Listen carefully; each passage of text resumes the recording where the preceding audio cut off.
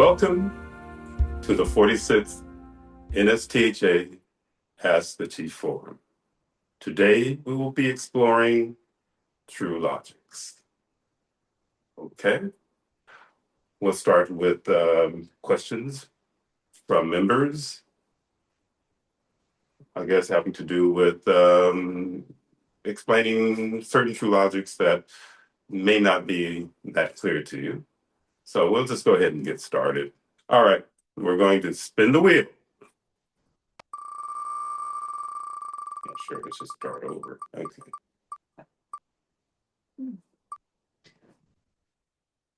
Eric. Eric, what's your question? Yes, I was wondering if you wouldn't mind elaborating on the true logic that says many think they are the victims of the matrix slash system when in reality they are participants. It is one's belief in the matrix system that perpetuates its existence. And thank you. Okay, that's a good one. Yes, having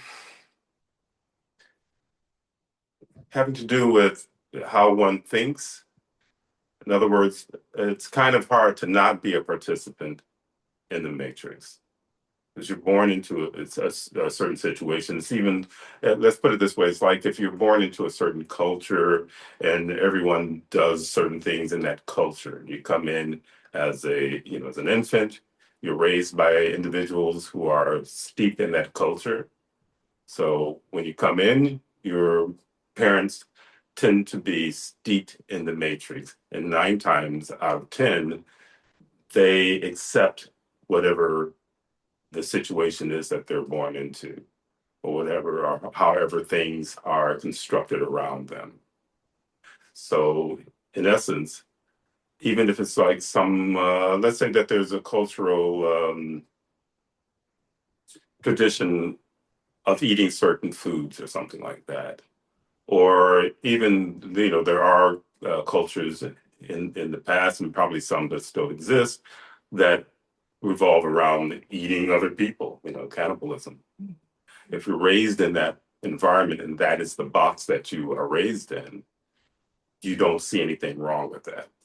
You don't see that compared to some other boxes that others are in, that there's anything wrong with that.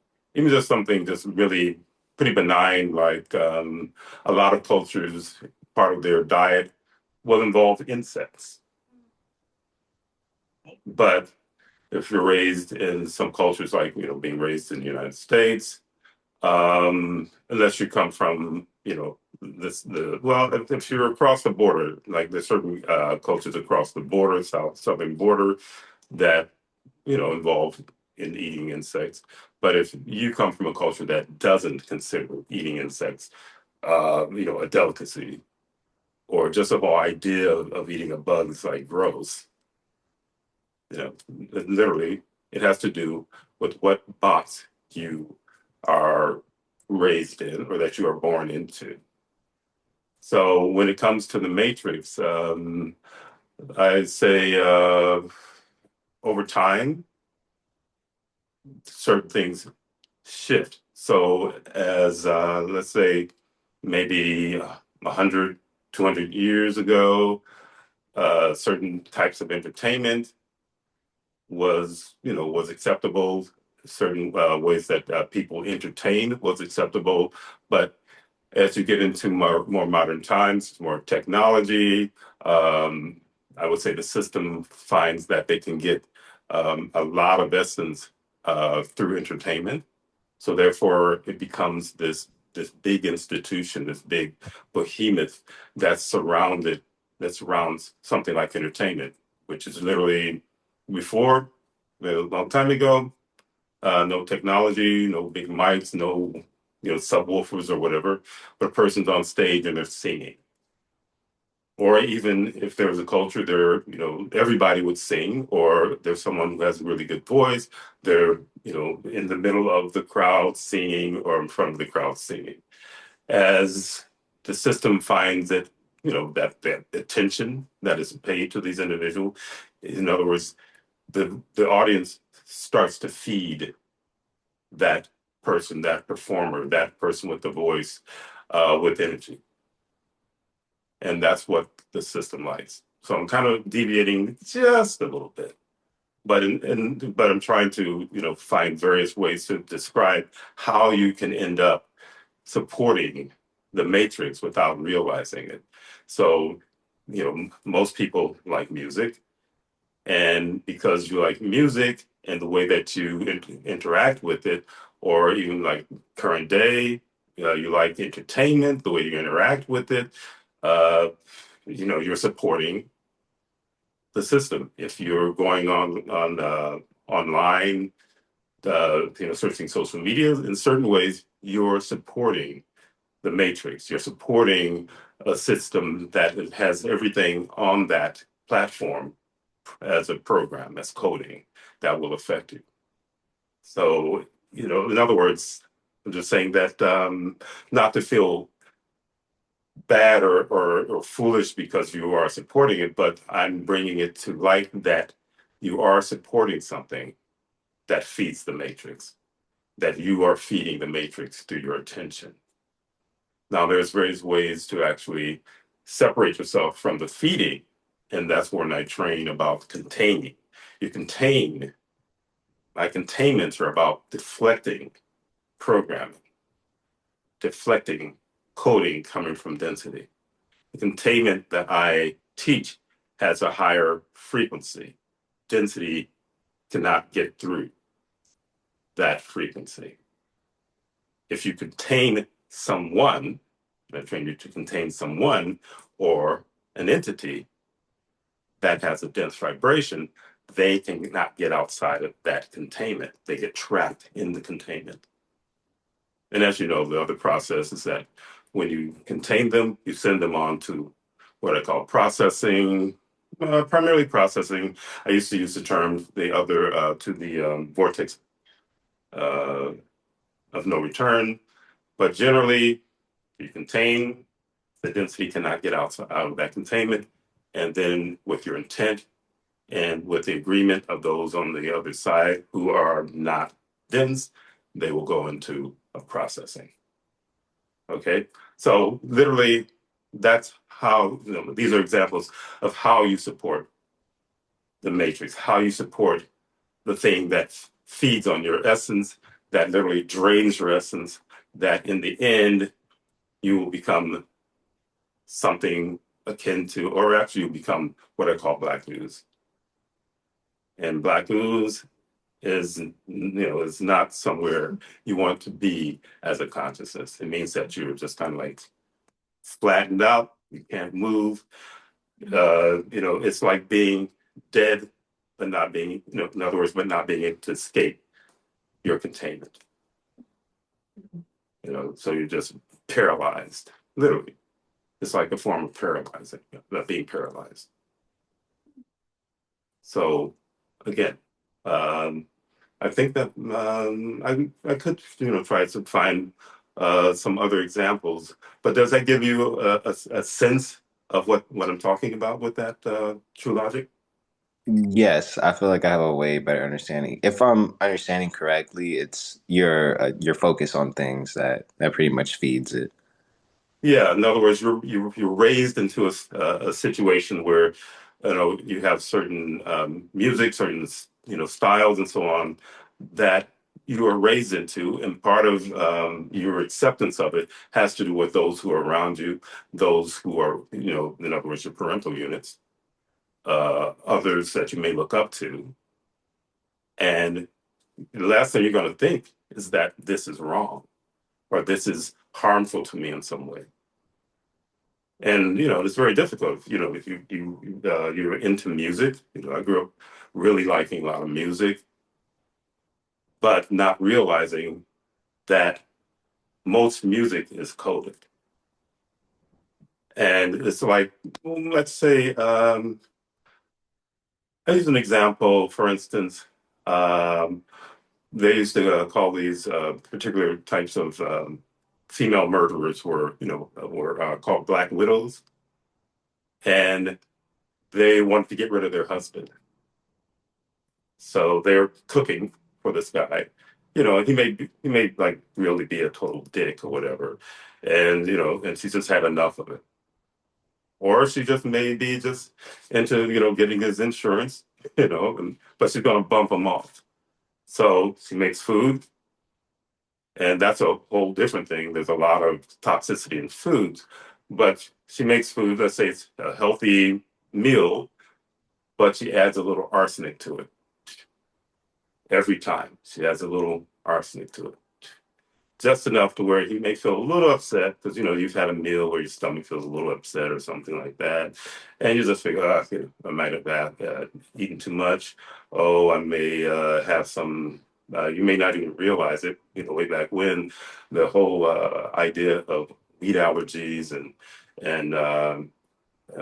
allergies, dairy allergies and things like that, there wasn't that much awareness of it. So you would have a certain kind of effect, but you would mistake that little bit of arsenic as just kind of a natural discomfort.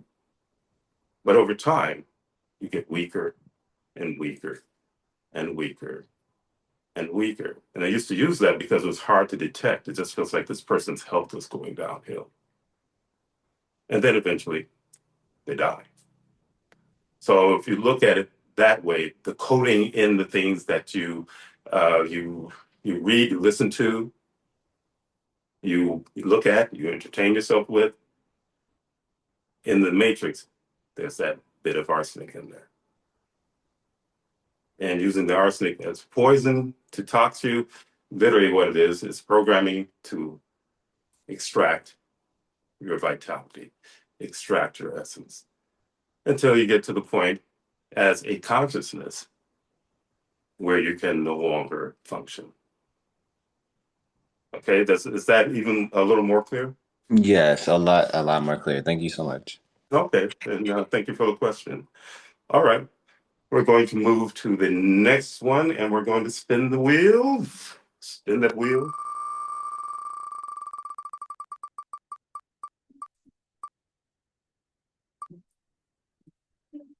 Jessica. Okay.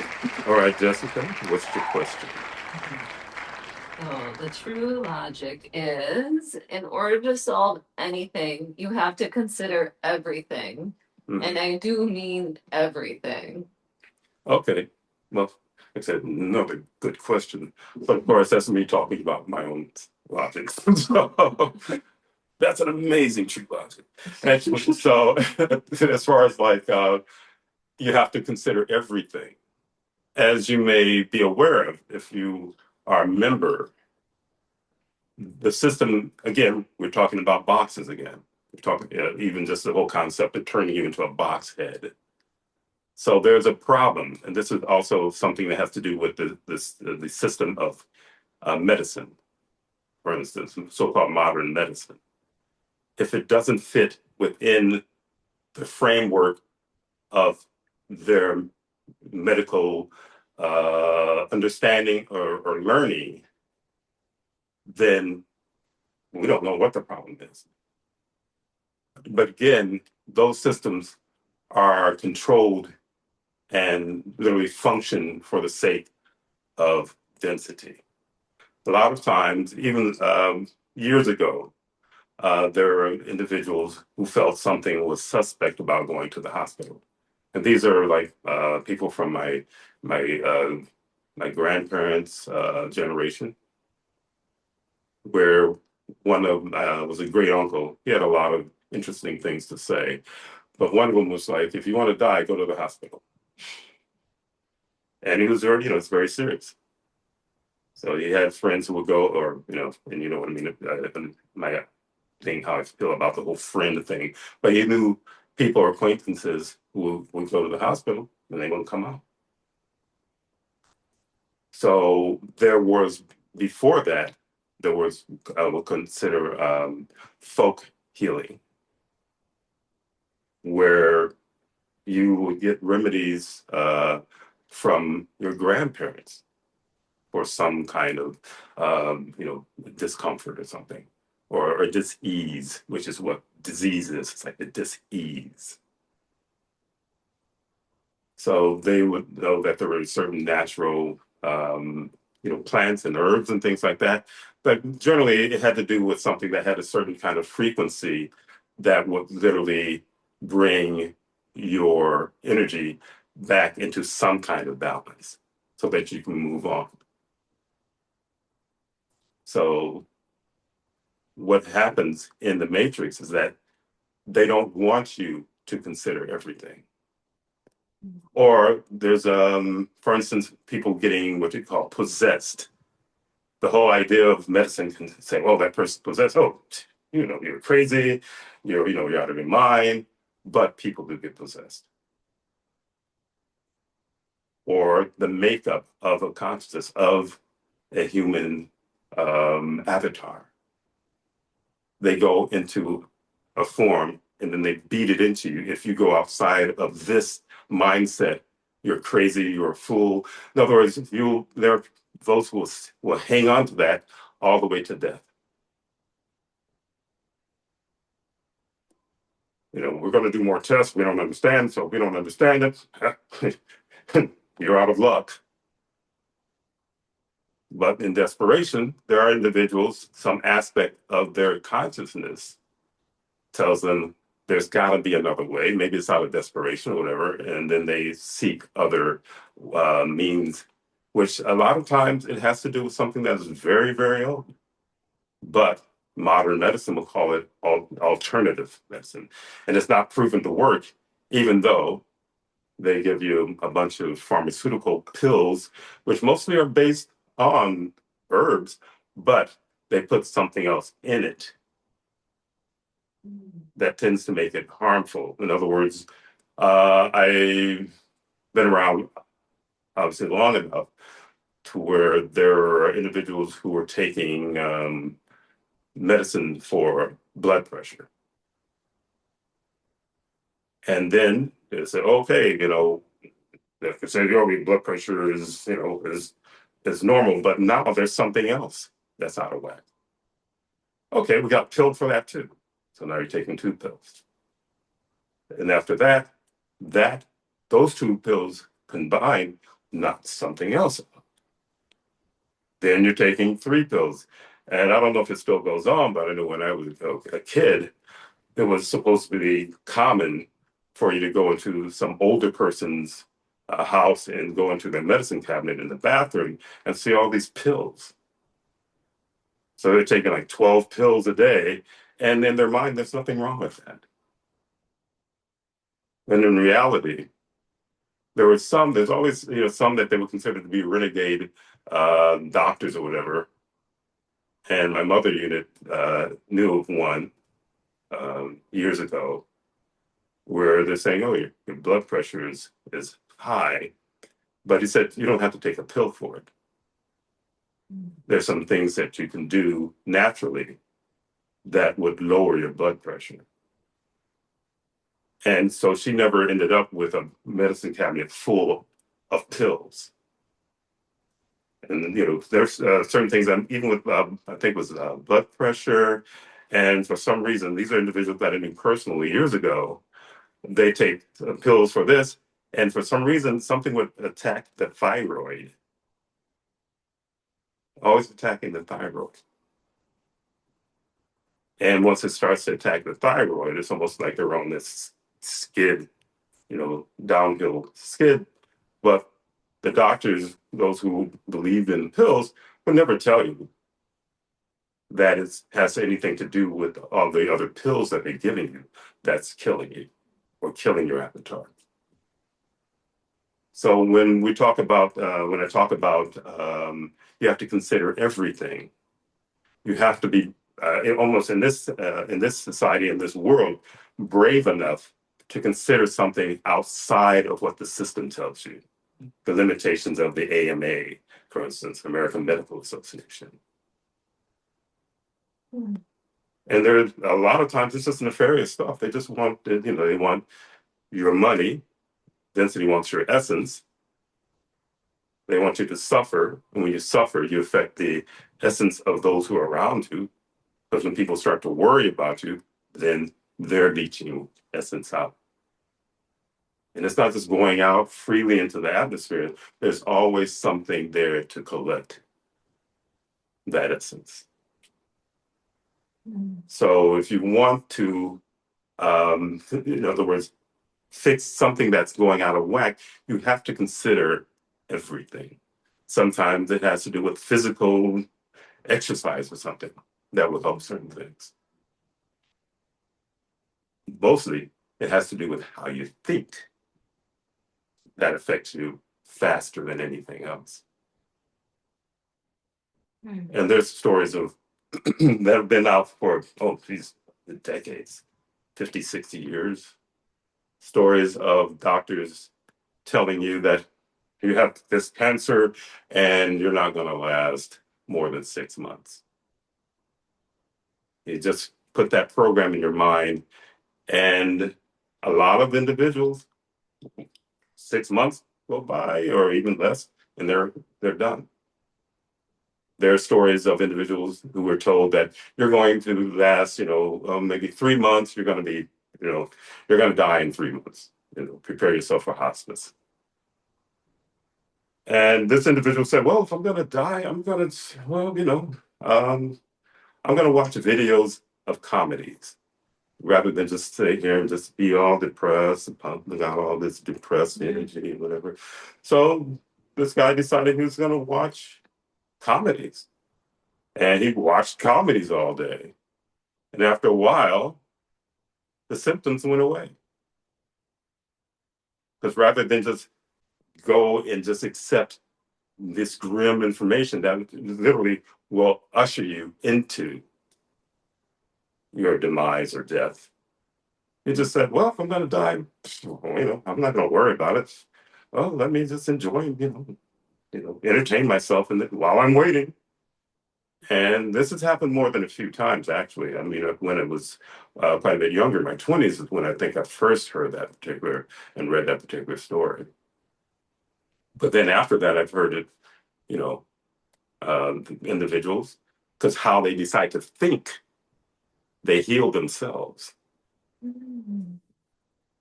Okay, so that's what I mean by you have to consider everything, but you have a system that wants to lock you into this little box. How dare you go outside the box? Yeah. And my attitude towards them, and has been for a very, very long time, but that's just the way I came in. It's like, how dare you step outside of the box? And I said, how about you screw yourself? Because this is my avatar. And I decide I'm going to do with this avatar what I want. They want you to believe that they own your avatar. Yeah. I had an individual who was a client for a hot minute, and she was struggling with emotional issues and so on, and some physical stuff because she had some pretty traumatic accidents. She had a good sense of humor, and she was having a really good session. She felt a lot better, but she also had a psychiatrist who had her on pills.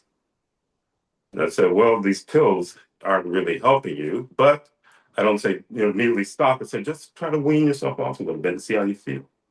Now, if you feel uncomfortable and you want to go back to them, that's your choice to go back to those pharmaceuticals. So she tells her psychiatrist, "I think I'm going to maybe try to wean myself." He says, "Well, if you stop taking those pills, I'm going to cut you loose." But she had been going to him, I'm new.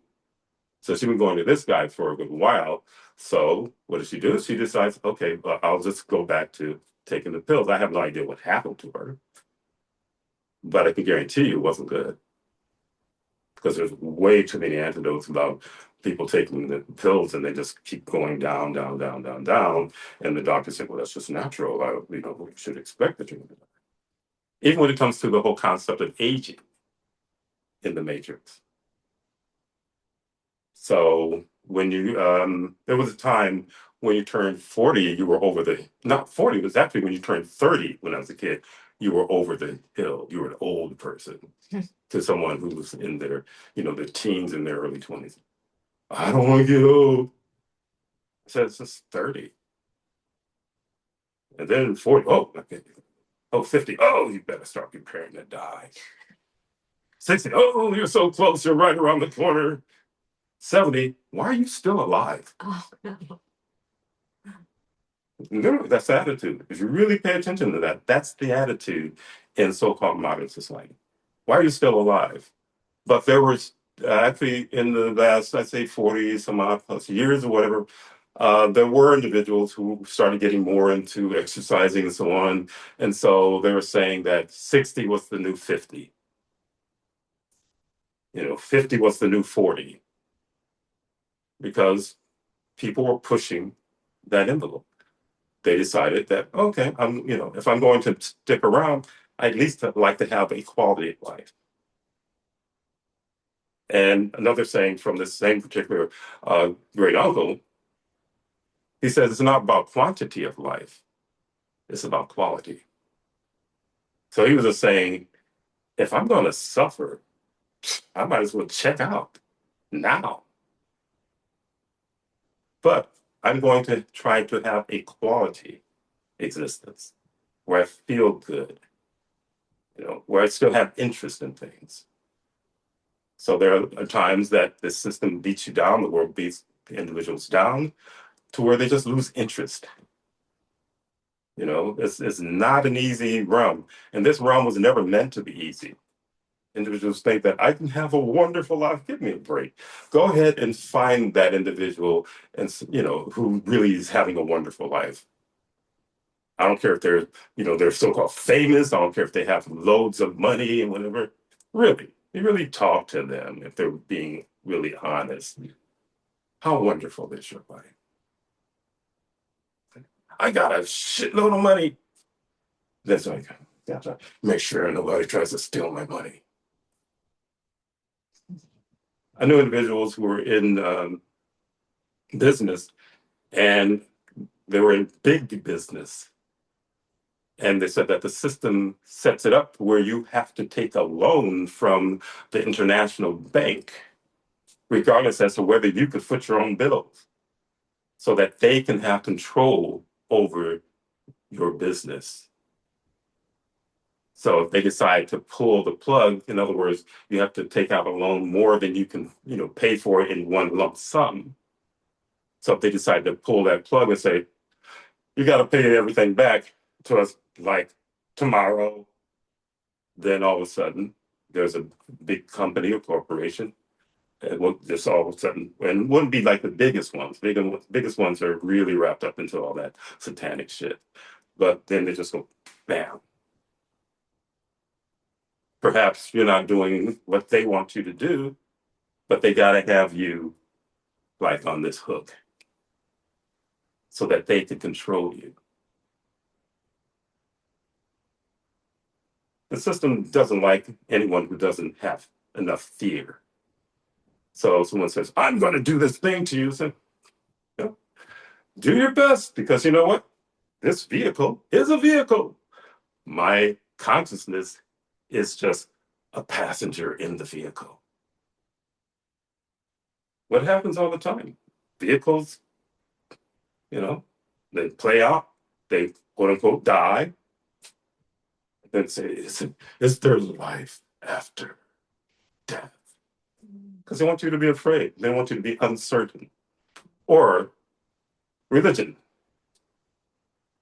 Well, there are those who believe that there is life, maybe some kind of life after death, especially Christianity. There's no reincarnation. You go to this place or that place. But you better be afraid because you don't want to go to this other place. Now, if you're logical, and when I was a kid, I was very logical then. I said, how do they know about this heaven or hell stuff? I said, preacher up there, you're going to go to hell. Hey, preacher, have you been to hell? No, the Bible says.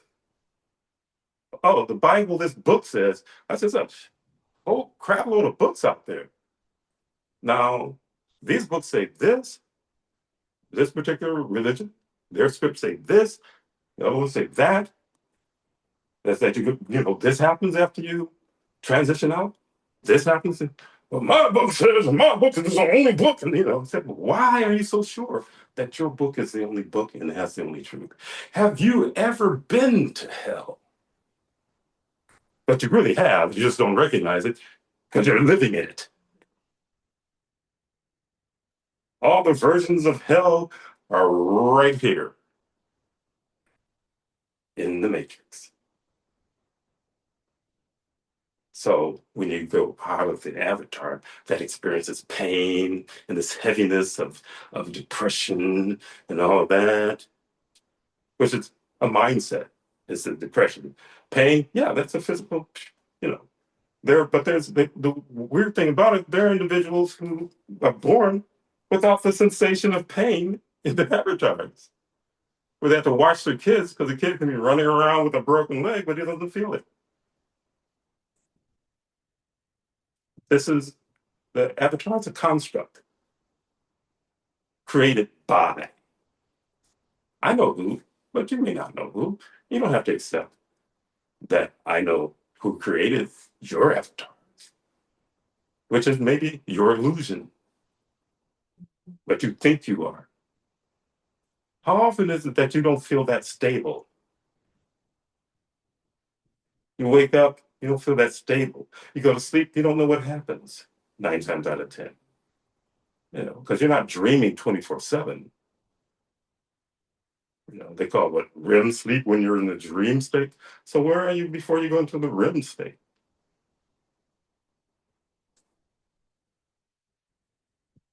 Really? So they convince you in your mind that you either, whatever religion you're in, you're going to go this place or that place. And for me as a kid, logic, have you ever been to this heaven place you're talking about? What's it with heaven and the Christian thing? Was it milk and honey? Basically, be drinking milk and honey. What if you're lactose intolerant? Seriously, this world is full of insanity. It's a crazy place. If you feel like you're going crazy at times, because you're surrounded by insanity, they're trying to make you crazy. They want to mess with your mind constantly.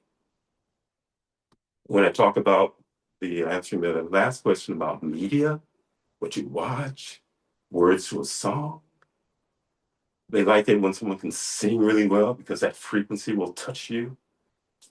So they add really toxic words to something that affects you. And your psyche takes in that toxicity. Now, there is music where it's just music, but there's also intention behind just musicals, things that are instrumental.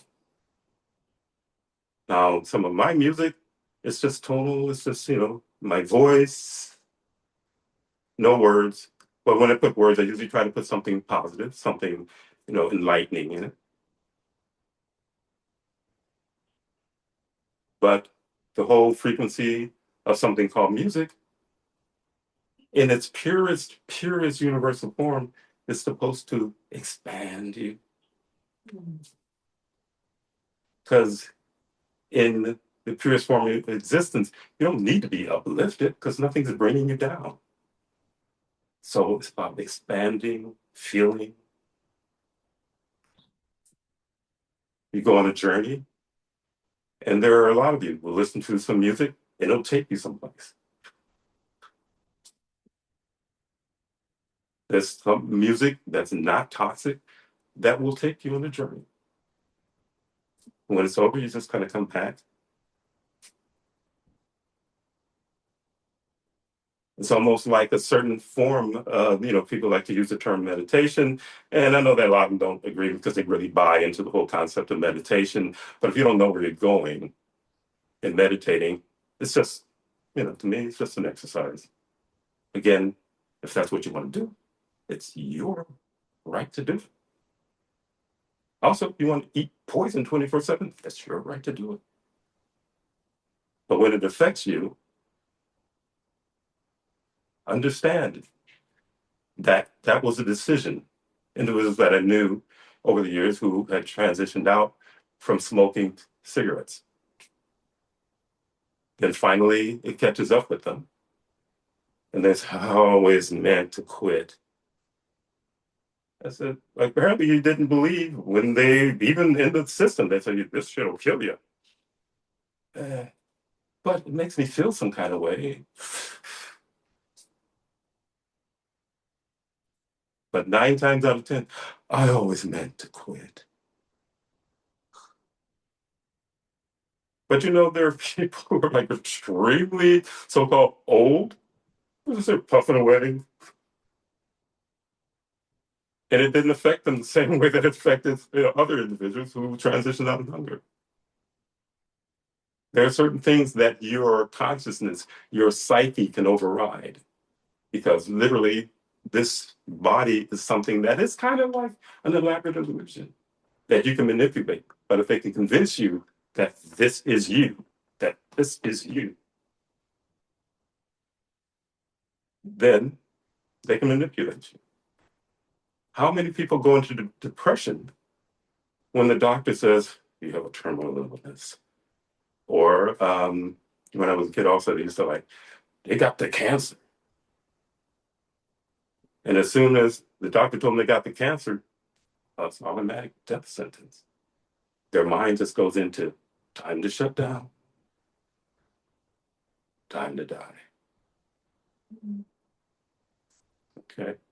Now, did that answer any of what your question, what you wanted to know about that particular true logic? Yes, Chief, it did. I was curious too. So if someone has less walls, Mhm. could they potentially make what solve things more easily? Yeah, you definitely can solve some things more easily if you don't have the walls.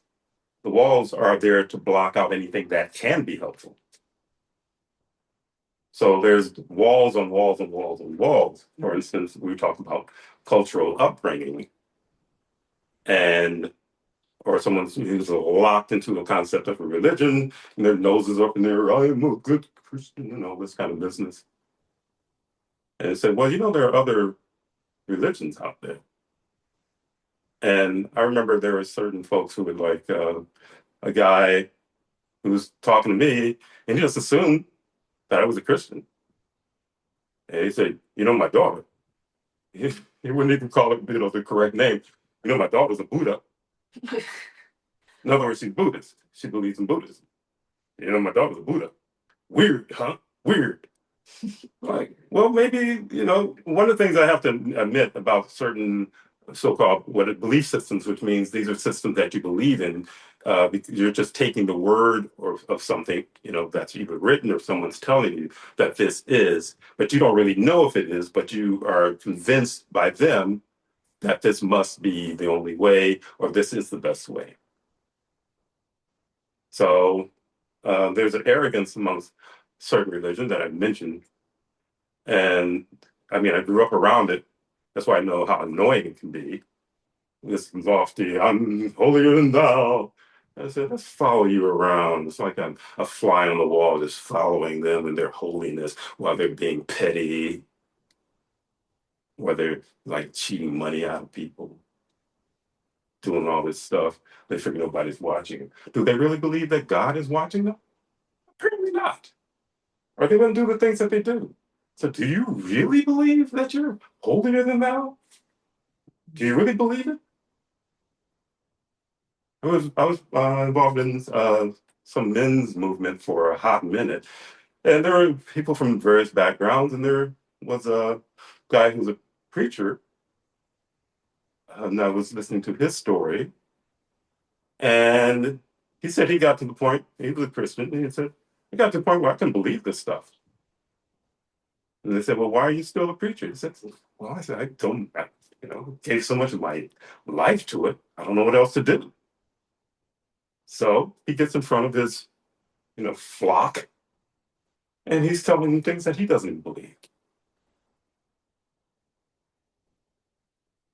But again, it's like, oh, my thing is the real thing. Well, the other group can be saying, no, our stuff is the real stuff. Ours is real. Yours isn't. But there's one group that's very big on knocking on doors. Have you ever thought about my religion? Let me talk to you about my religion. I said, I have another, belief system. Fuck your belief system. Listen to mine, because mine is better than yours. I said, do you have proof? Well, I got this book. I said, well, who wrote your book? The apostles. I said, in your religion, you believe that everybody's a sinner, right? Men sin. How do you know that there's a bunch of sinners sitting around writing this book of bull? And I've said it before, if you bother, some of you who are involved in certain religions, to actually research the history of the religion that you believe in, you will find that that book has been written over at least 6 times, 7 times. So, what's true and what isn't? Mm. The system will tell you, you got to believe in something. And if your folks are raised in this particular belief system, they're going to impress upon you that this is the one that you have to believe in. Mm. Cannot believe in ghosts or UFO. Yeah, you can't believe in ghosts or UFOs. Right. And these are organized religions who say, no such thing. But then you find there are individuals, they use indigenous people and their superstition. Mm. There's a book by, I don't know if it's exactly a book, but I read his writings. It was on the line some years ago. This guy, Creole Bourgeois, from South Africa. And I believe it was in his book, he was talking about when the West came down into their area. Before the West came down into the area, people would see craft in the sky. So children would see them all the time. It became a normal thing. There was interaction with them from time to time as well. But the system came down. We're going to inoculate you for smallpox, something that never even existed down there. We're doing you a favor. So they started injecting these kids. And afterwards, the kids lost their sight to see the other side. This goes into a whole different thing, what the system is, what the matrix is. Who works for the matrix? There's a lot who believe a certain career is a good career, but it supports the matrix. It's the matrix that tells you that money is God. Tell me if you don't believe this shit or not. Money is God. I've been in churches, I used to have to accompany a girlfriend I had years ago because she was a born again through her aunt. And part of my deal had a little deal going with her mom. Her mom was a hell of a cook. It says, sure, I'll feed you. Because, I was poeing in school, in art school. But you got to, accompany my daughter to these evening prayer things at the church. So I said, well, I mean, your food, and you can cook, and I'm not starving. I tried to live off of McDonald's. That shit almost killed me. So I said, okay, cool. So I forgot how long, it was well over a year that I would accompany her to the church. And then sometimes they'd have these excursions to another church. But one thing that never failed, pass that plate. Y'all need to give what I know. Then they, pass it around. Then somebody in the back would say, Pastor, we didn't get that much. Pass that plate. How much do you believe? And that's a little better. Keep the church going. Had an uncle who was in churches all the time. My mother unit, her father unit, was a deacon. My grandmother unit was married to a deacon and married to a pastor. So I had no choice. Fortunately, at some point, my parental units decided that we didn't have to get on our knees and pray for, and stuff like that. Pray before we eat and all that kind of stuff.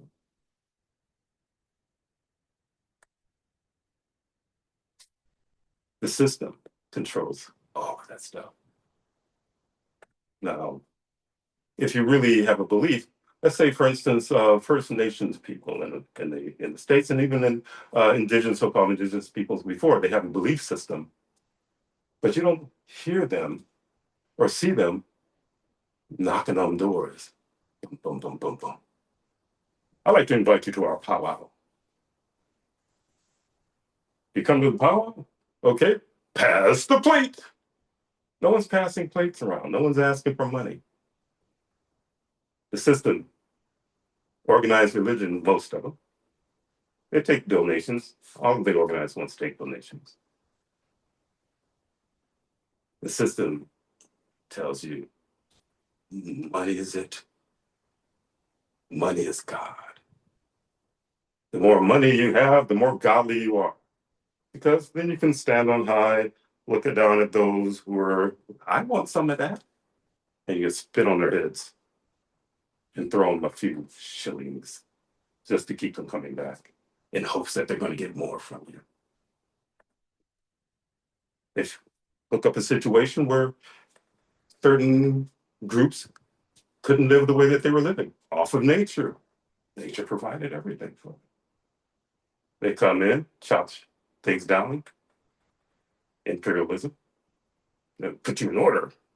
In the 80s, the New World Order. Really? Were you Hitler? The democracy and the New World Order.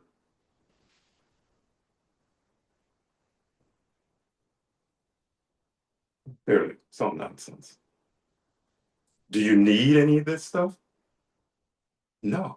Do you even need to be in your avatar? No, you really don't.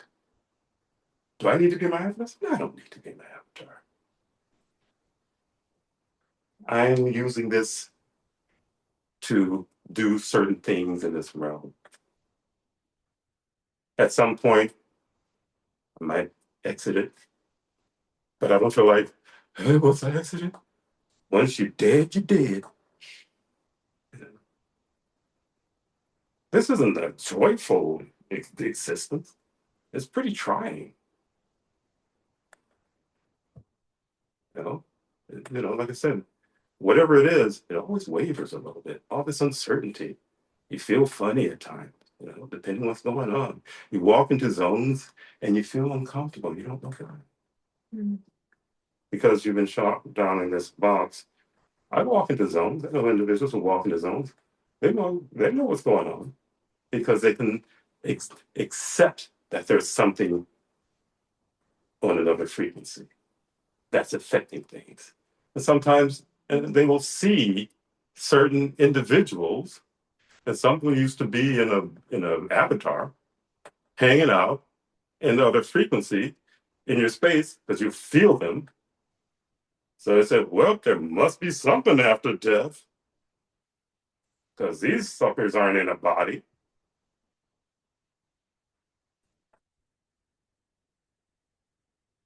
It's all limitations. Brought to you by the Matrix. But anyway, is there anything else I can add to that?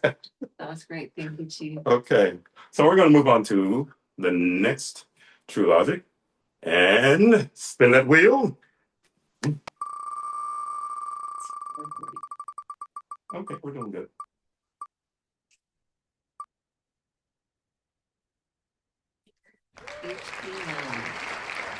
HP Nelly, High Priestess Nelly. What's the question? Hi, Chief. The question, the true logic is there's no freedom from a toxic environment by simply separating it from it with just your physical body. You must also work to separate from it with your mind. Yeah, absolutely. Another good one. I covered it a bit, but these are all interconnected because I understand it and I know that everything is interconnected, and that is very much connected to the things that I've already addressed. That there are individuals that say, "Okay, I'm in toxic environment. I have toxic people, like some they consider to be friends, whatever that means, family, whatever that means." And they say, "I've had enough of this," and then they leave. So they're out of, which is a good first step, but then they still find themselves struggling once they leave because their minds have been affected by that environment. But if they remove boxes, which people can remove some boxes, especially if you leave a toxic environment, you made a decision to walk out of that box. Unfortunately, most times they walk into another box, but that box that you may walk into after you leave that one may be, larger or something. It may have more experiences, though all experiences in the matrix are limited, but it's still better than being closed. What they use the term closed minded. It's like a little box that your mind is in. So you leave that and you dare to let your mind at least just venture into something alternative. And there's a lot of people who do try to get into something that's alternative, something other. There's a lot of folks who leave religions that they grew up in because somehow they see something just very hypocritical about it, or it just doesn't jive with them. It just, they're just not feeling it. So they want to find something that feels better. Or again, they see that individuals in it, which I saw growing up, are very hypocritical. This uh, selfish, self-grandizing, and they use their religion as a reason why I'm, if you belong with their religion, you're with me. We're better than those people. Now, if religion's supposed to be spirituality in my mind has to do with a sense of equal acceptance of consciousness. Not that I'm going to look at myself as being superior to this group or that group. But you got a lot of these, types of individuals. I'm a God-fearing. Yeah. Oh, you demon. Everything's a demon. What you believe in? Yeah. Oh, I go to power. Ooh, you're a demon. Because you're not, reading our book. You're not wearing out your kneecaps in church. I believe you're free to express yourself in any way you desire to express yourself, as long as you're not imposing what you're doing on others. Allow them the freedom to express themselves. Matrix doesn't like that. So they don't get an essence from that.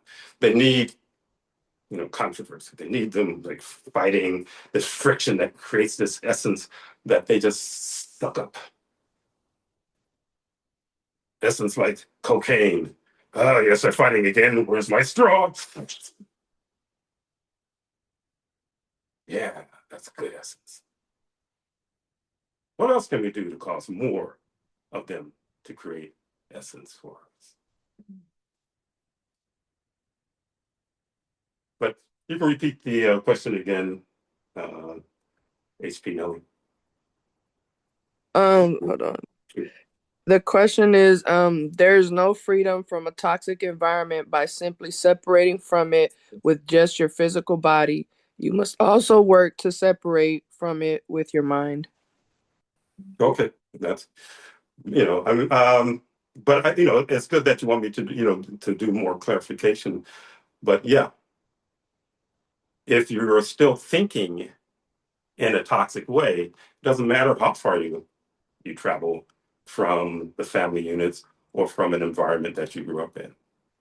You know, you see things where there a lot of stuff was happening, uh, 80s, 90s. I think it was gangster rap, 90s, early 2000s, 90s.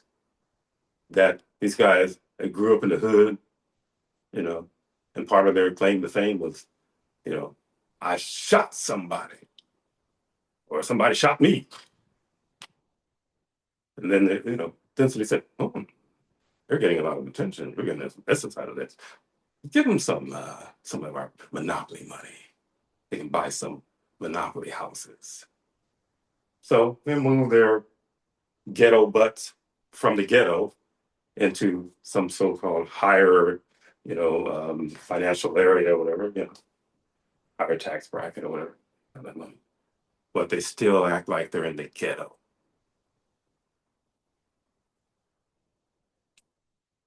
It's still toxic. Now they don't have to act like some stuffed shirt or anything, but the thing that got them there had to do with being ratchet and raunchy. They figured, stay raunchy, because we'll give you more money if you stay raunchy. Here's a nice house for you, nice big car, whatever the latest crazy ass piece of machinery that got you. It used to be a Bentley.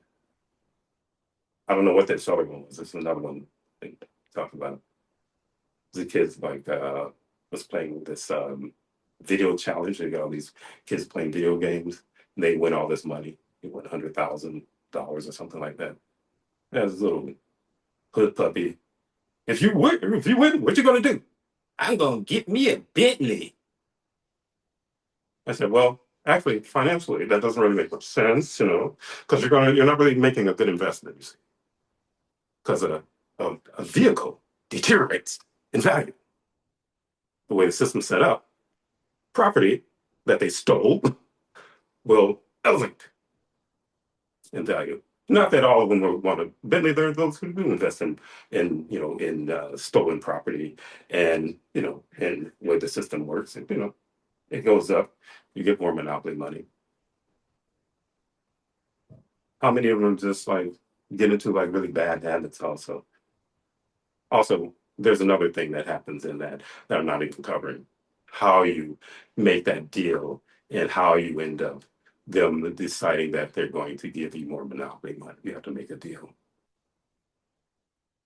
To the point where, are you the one that was, started out with your little skills of, whatever it is, singing, dancing, or rapping? Whatever? Are you in there? How many times have you heard individuals said, yeah, yeah, yeah, he came from the hood. Well, he started making that money. Then he changed. She changed. Because that may not be the same individual that you knew way back when. And I've talked about this before. You make a deal for this, and you don't read the fine print, or the fine print may not be on the contract. When industry makes a contract with you, they know they don't have to uphold it. They're signed here with your blood. So, you sure want to get? Yeah, look at that guy. See, you can be just like him. Okay, let's sign up. It says, okay, we're going to use your talent, and we're going to put you in a box over here. I know that happens. I've actually seen it on even lower levels where even a little kid had an experience where she was removed from her avatar and put in a hole. Now, this is a 3-year-old. She's got to be really pretty talented to bullshit on that level and lie on that level. But I knew something was going on with this kid. Nobody knew what was going on. I said, there are individuals who are visiting you at night in your room. Is that why you're screaming? Yes. She didn't know that were reptilians. She just said they were dinosaurs. Will come into her room at night. And sometimes it would take her out of her body and put her in some hole in front of her house, where she's in this hole, but she can see still inside her house. And her mother unit will come in to the room, and she's in there, and this is verbatim. And I'm screaming to my mom, telling her, "That's not me, mom. That's not me." And this avatar, this thing that's in her body, is sidling up to her mom.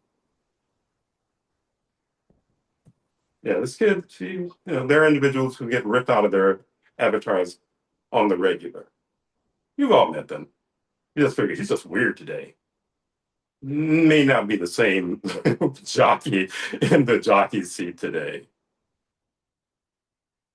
And it goes into more elaborate stuff I can get into sometime later, having to do with your higher consciousness, how your higher consciousness can influence or struggles to influence your avatar. And then there's a jockey that is generally in control mostly of your avatar. When I talk about levels of higher consciousness,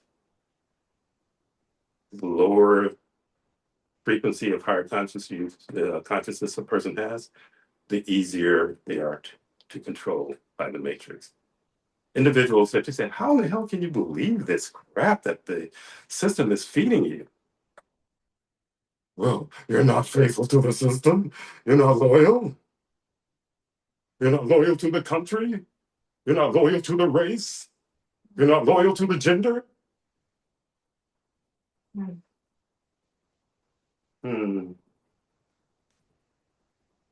Anyway, before I go too far over in time, I'm going to stop and sorry, Dar, you have practiced the piece that I want you to do, and I do want you to do it, but I don't think we have enough time left in this particular form, do we?